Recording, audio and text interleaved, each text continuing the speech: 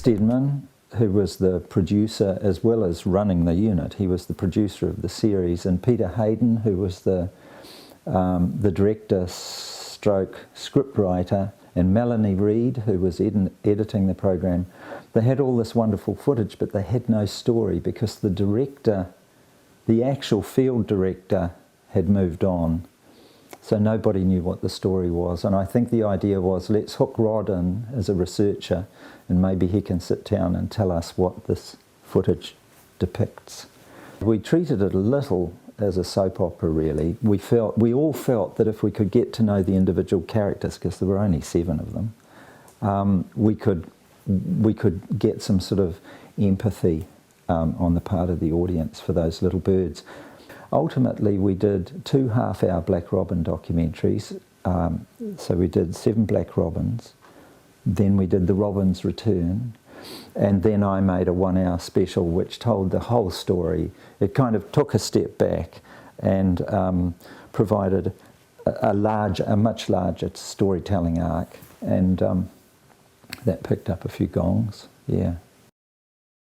Don Merton, my previous boss, had discovered a kakapo nest on Stewart Island, and we had to get down there pretty fast. Peter Hayden went down as the director because I was only a researcher, I didn't know.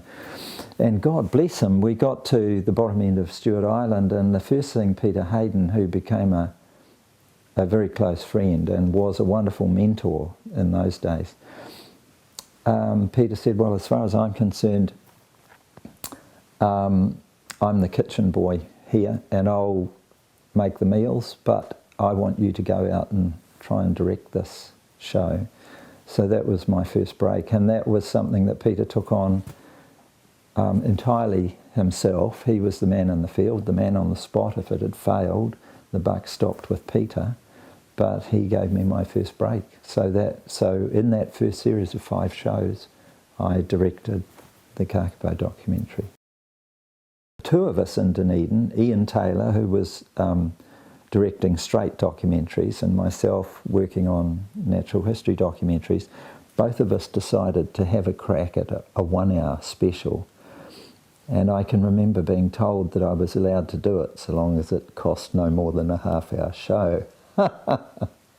We decided quite early on, not surprisingly perhaps, that the landscape was also a character in that film. It's big sky country, as we all know now, and the landscapes were so wonderful, particularly in the wintertime. And so this drama of a bird that was a battler but was losing the war, the environmental war with all the introduced predators, was this play was acted out against this truly spectacular backdrop, really.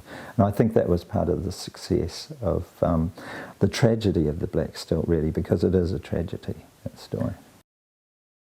We succeeded in filming Keas attacking sheep at night. And I can remember thinking, what the hell are we going to do now? My main character's just turned out to be a murderer, basically. How on earth are we going to do a good news public relations story on this extraordinary bird when this is what it does? And so that was a particularly interesting dilemma in that film. It was a bit of a feather in our cap to get to the bottom of that, and I did learn later that a Nelson vet had posted a reward of $10,000 for anyone who could prove that Keas attacked sheep, and his name magically disappeared at about the stage that we succeeded in filming. It could have come in quite handy in the budget, really, but anyway, that's the way things go. We had a story on paper about a male Tasmanian devil pup growing up, starting out life as a cute little, like a little fox terrier pup or something everyone would love, yet growing into this loud, noisy, aggressive, vulgar, sexually violent bundle of hatred that nobody could possibly empathise with. And so we followed the birth of some pups, and we had little boys and little girls, and unfortunately the little boys got killed and the only survivor of our litter was a little girl. But she was such a brave little girl that in the end we got this extraordinary sequence of her defending a carcass that she'd encountered in the wild that was probably a wallaby that had died because it had been hit on the road. And we got this extraordinary natural behaviour where later that night, while she was on the carcass feeding, this huge male Tassie devil came up and tried to take the carcass over. And there was a huge battle and a lot of noise and a lot of threat and a lot of swearing. And for a while, she was able to keep the male off her carcass. And to me, that spoke volumes about the character of Tassie devils. So it sat very nicely within the arc of the story. And we ended up, you know, you just have to go free flow with your story and go where it goes. But it gave us a wonderful ending to the film, and it made for a very successful documentary. A lot of people liked that, given that there was a lot of violence in it. It was a story that had a lovely shape to it, I thought, and it worked extremely well. In collaboration with Peter Hayden, we developed a story about a bat that walked, a bird that wasn't really a bird, that was the kiwi. It certainly couldn't fly, it came out after dark, and a grasshopper that wasn't green and was rather monstrous to look at and came out after dark. And these three wackos were the main characters in our film. The fact that the entire program took place after dark allowed for plenty of mystery, and the audience's imagination played a big role in the drama of the story. And as many of my natural history stories were, it was a tragedy in the unfolding as well. So it had that, you know, it had all the essential storytelling elements, an unlikely and potentially unlikable character that you like at the end. So there's an opportunity for us as an audience to experience a change of emotion as we go through the film.